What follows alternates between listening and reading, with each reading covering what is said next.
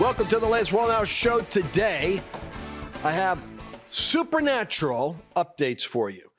God is doing something on every front. I mean, this is one of the few weeks that I've had where I'm literally watching what's coming out of the activity of Trump in the world and then keeping up with what God is doing with my friends in their activity of ministry.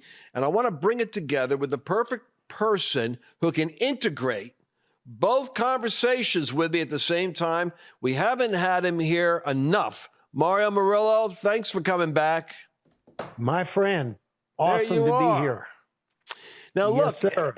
And so you just told me today that updates I didn't even know about. I mean, what is impacting you about the last week's events with Donald Trump? Just to give a perspective.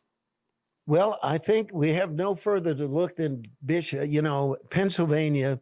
If Trump had died, if he had been assassinated, the lights would have been out. Civil war, everything else. Instead, look at where we are and look at what's happening. Look at the cuts that are happening in government. Look at the team that is being put together. The competence, the clarity. I'm looking at the press secretary. I'm thinking to myself, my head is spinning with all of the breakthroughs that Trump has brought in such a short time. Can't do it without the hand of God.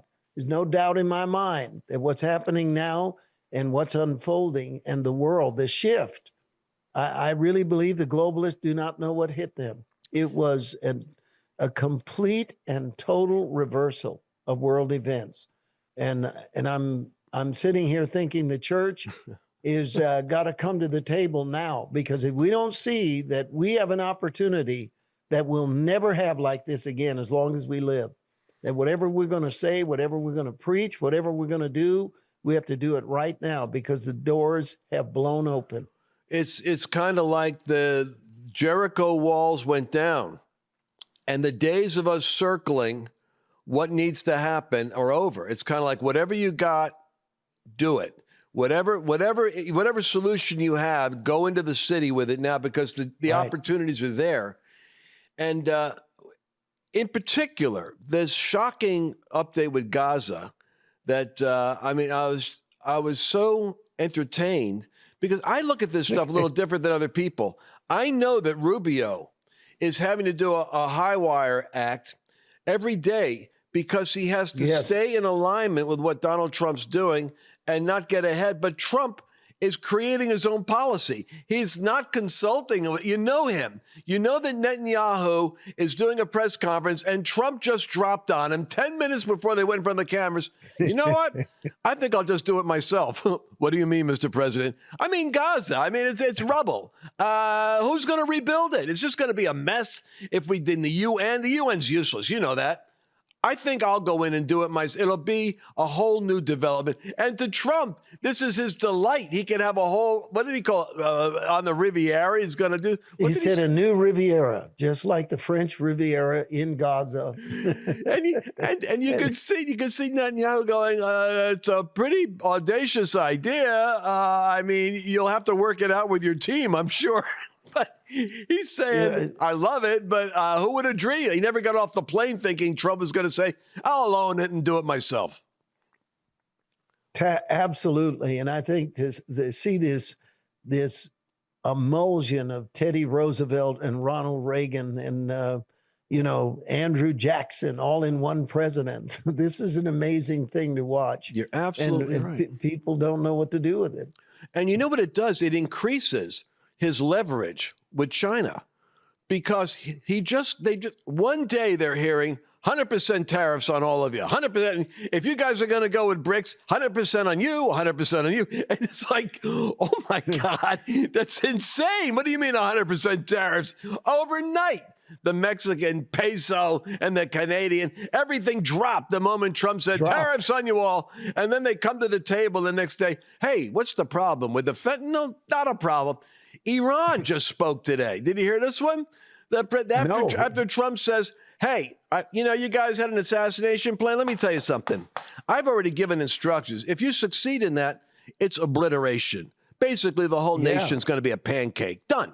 You're done. How about that? And that's not where I want to go. That's not really how I want to do it, but we're going to be bringing maximum pressure on you right now. So you know what they just said? They just wrote back to them and said, nuclear is negotiable. We don't have to have a nuclear program. Everything's potentially, we could talk about it. He's just, the whole world is now being conditioned to, is he stable? And what do you do with a guy like this? And he's doing it with calculus.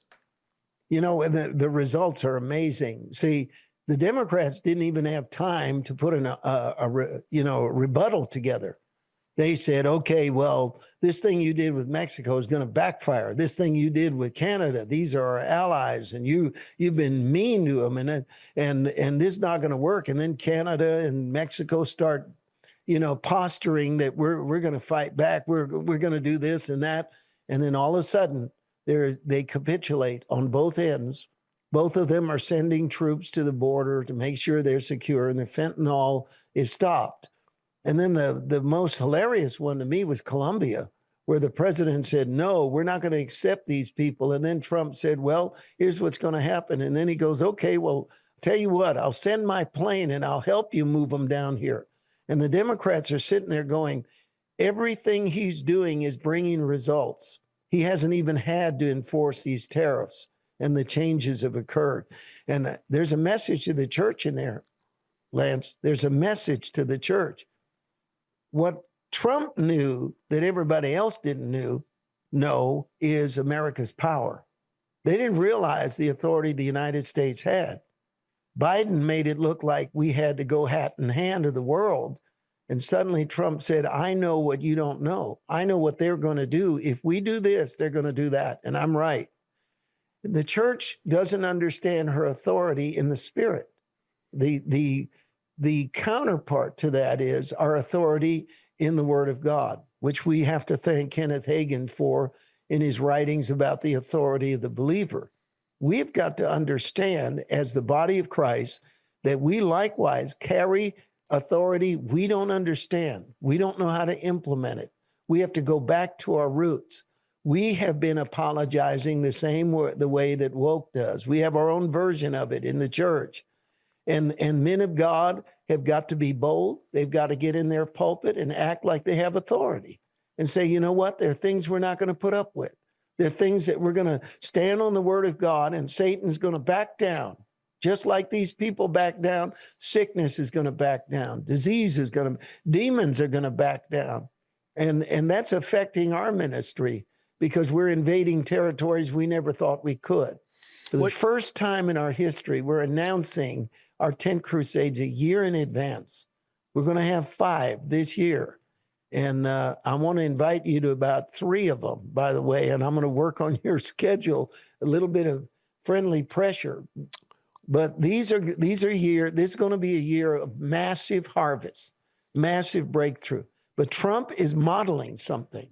America is powerful. You better believe that if you come against us, you play with us, you take advantage of us, that era of you using our weakness against us and using our identity ignorance against us, it's over.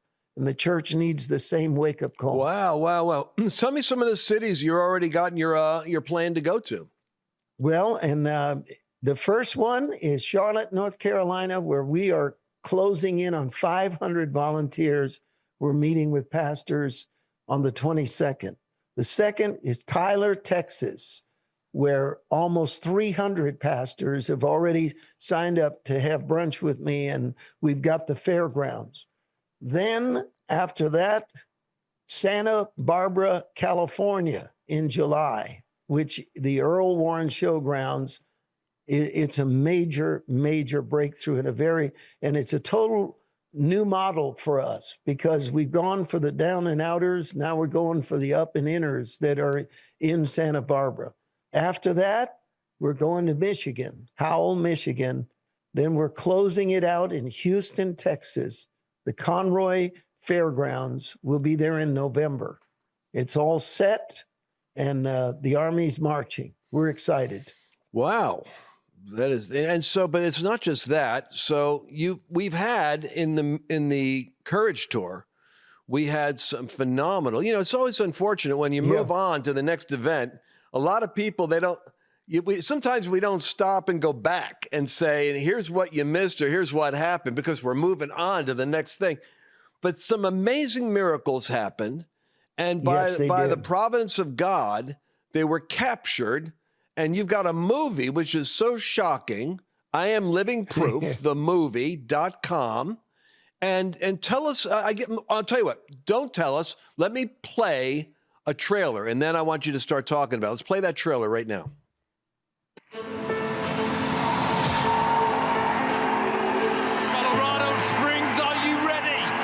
The promise that this tent holds is that the presence of God is there. I didn't want anything to do with God. I looked at the tent and went, no, this is not for me.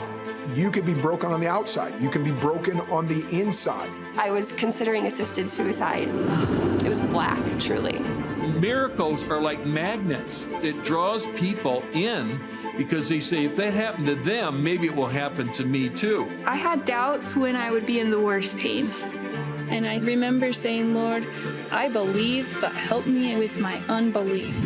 This thing that's been growing inside of you is dying by the power of God right now. One characteristic of what we call revival is that it's not the end. It's just the beginning.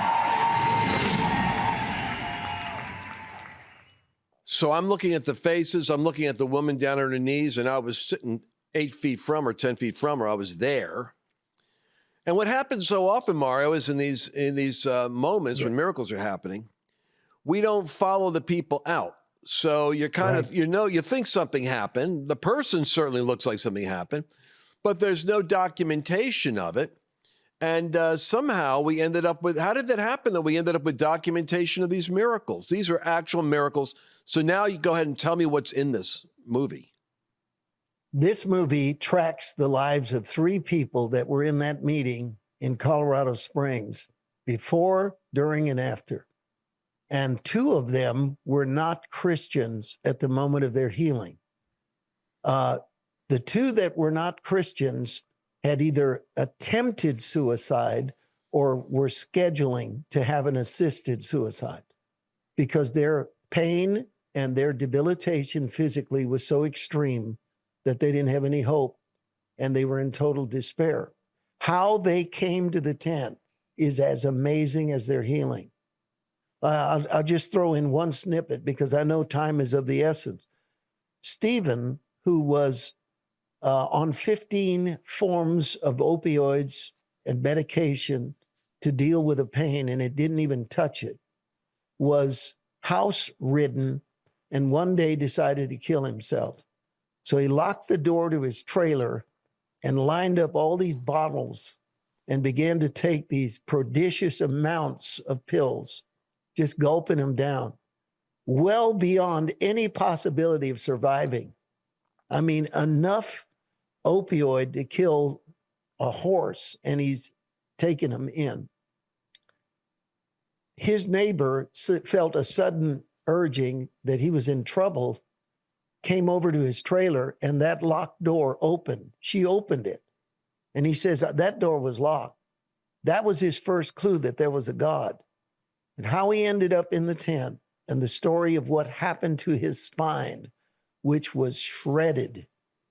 And the moment, and it's so amazing that we captured the footage of each one of their healings, the word of knowledge when it came forward, then what they went through when they had their miracle documented by medical professionals, x-rays compared, everything. That's and that's all I want to say about it right now. But later on, if I get a chance, I'm going to tell you the creation of this film is so above my pay grade that I can't even take any credit for it. So the film is actually coming out in theaters, and that's huge. Yeah. And I want all of our audience to right now know that we've got to get the word out. So how do we do this? I Am Living Proof, the movie.com. Yes. Is that the best way to go? You got it on the screen for those users that are watching. Right. If they go to the website, I Am Living Proof, themovie.com, they'll learn more about the movie and how to and buy tickets. And one of the things we're pushing for is for churches to buy out the entire theater. Some of these theaters are smaller, but here's the deal. We're approaching 700 theaters that are carrying the film. The remarkable part is they have to look at the trailer. They have to decide whether it's marketable. And why is it marketable? Because when Shane Gilbert, who's a young filmmaker who I am so thrilled that she's getting her proper due with this film, because it's an amazing thing. She started showing it to her cohorts in Hollywood, and some of the top people, producers, editors, color correctors, people in sound and everything else said, I got to be in on this. I got to be in on this. And so virtually at their cost, they began to work on this film. And they put it together with such power. I'm on it about 5 minutes, Lance. That's it. The rest of it is like one guy said, I brought a bag of popcorn to see it, and I never ate one piece of popcorn because I was glued to the screen the whole time. And so we're seeing this reaction. We just barely were able on one or two occasions to publicly present it. This is probably the third opportunity I've had. We've done it on our own show and one other thing and this one. And so far, 7,000 tickets have been sold. And it's an amazing phenomenon. Well, there's a QR code on the lower third. You can scan the QR code, and that'll give you a link. And then I think we have a video clip of people reacting to it. Can we play that now? I thought it was awesome. I said it was so good that I brought popcorn and I forgot to eat it because I was so into the film. It was excellent. I have high expectations for movies, and I was expecting to barely scrape the surface, but it completely blew the roof off of my expectations. Like, my expectations should not have been so low for a Mario Murillo movie. Because, I've heard a lot about it and what they were going to do, but I feel like they even take it up another level. And it really just showed the glory of God and the amazing things that he does, and even some unexpected things. And I loved how they did the whole verification with medical community and such. So we're seeing all of these things, and we're specifically seeing, okay, yeah, we saw it in the tent, because I've been in those crusades, we've seen it, but now we can back it up with what happened. I thought it was so powerful and just so touching and moving and stirring to the spirit. Probably watching Bree's story, her telling it and bringing it to life was super powerful. His testimony really made me almost cry. It was really beautiful to see what God did. I really want that. We had a Satanist state legislator, Strange Duck, who came to the tent crusade in order to critique it on TikTok and to expose you and me as frauds. I'm really hoping. I'm trying to figure out how to get in touch with him. I want him to see the movie because he was in those events. And if he's a sincere Satanist, he's going to have a sincere problem because he actually thought we were fake. He'll find out that what he's been believing is fake. This is a real testimony. It's like the Catherine Coleman type of, the books by Jamie Buckingham, where they pulsate with they catch the essence of the event, I imagine, because it's capturing it, and then it's telling the story in an irrefutable way. How did you end up with a movie? How did that happen? I don't remember you talking about that during the Courage Tour. Well, a year ago, actually 13 months ago, I was in San Diego with Shane Gilbert, Bob Maddox, who's the director, and Stephen Brown and I were sitting together in San Diego, and we were doing a documentary. It was going to be a 45-minute documentary, and they showed me some samples of it. And I said, no, this is not a documentary. This is a film, and it needs to be in theaters. And they gave me the same look that Denton Nayu gave Trump when he said he was going to turn Gaza into the Riviera. They couldn't imagine that. They said, do you realize how much this is going to cost?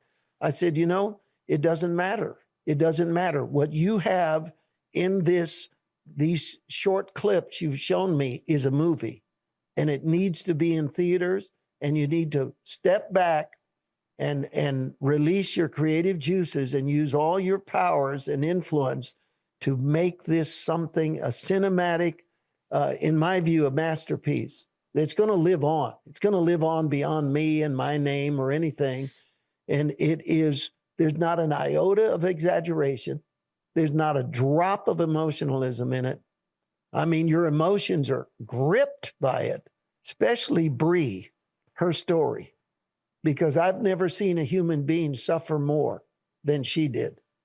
And she was down to 94 pounds. She had several diseases that were cannibalizing her body. She's 5'10", 94 pounds. She was a pole. And when she came, she was at death's door screaming out when the power of God hit her. Everyone thought she's screaming in agony. You were right there when it was happening.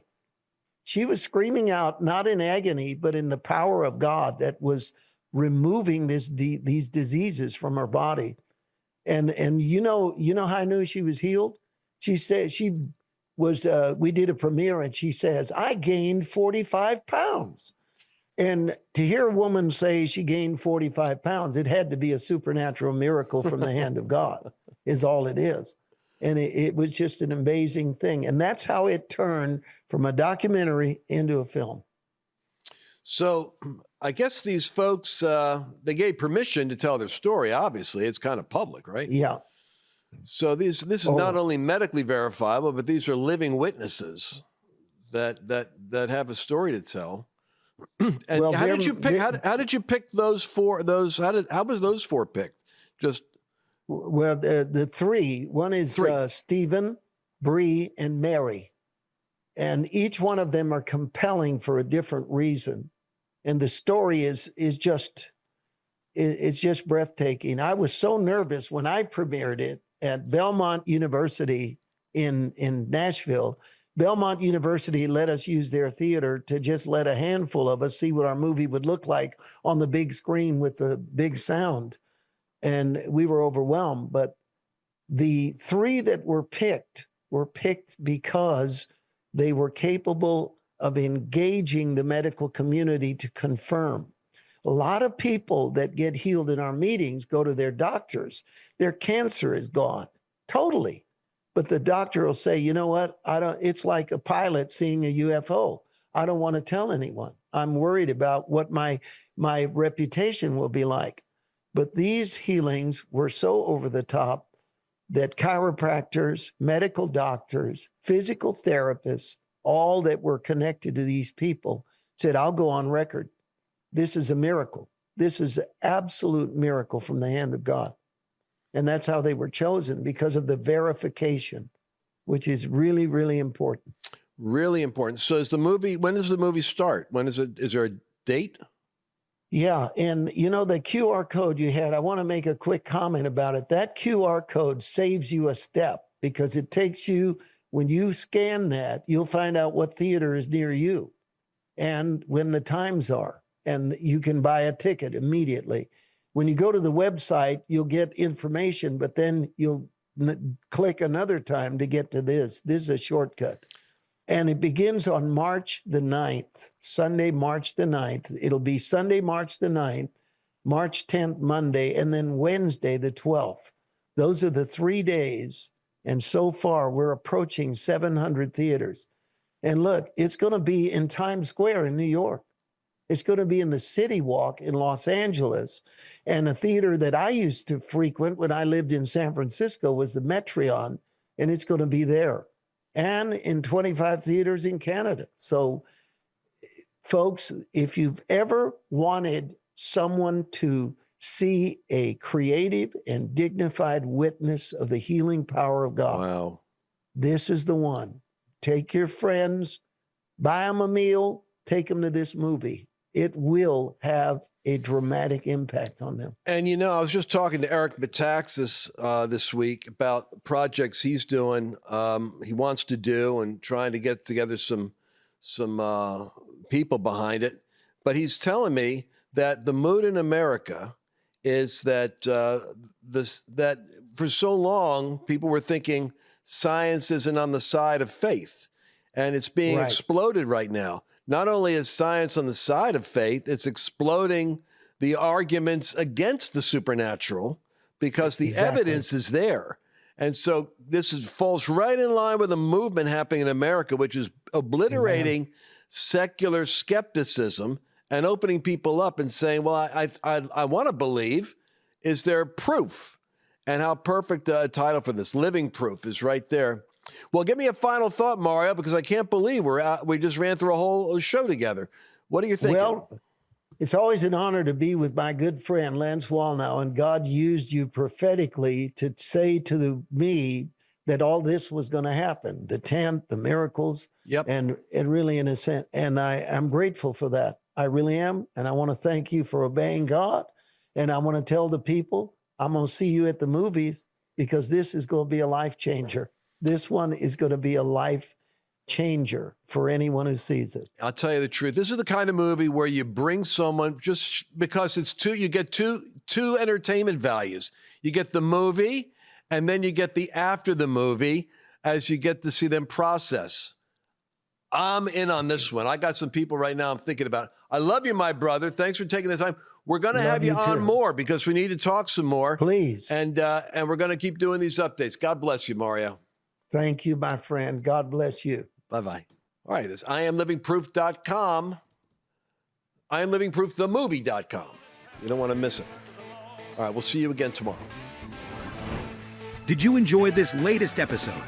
Please remember to share it with your friends, because the more knowledge you have,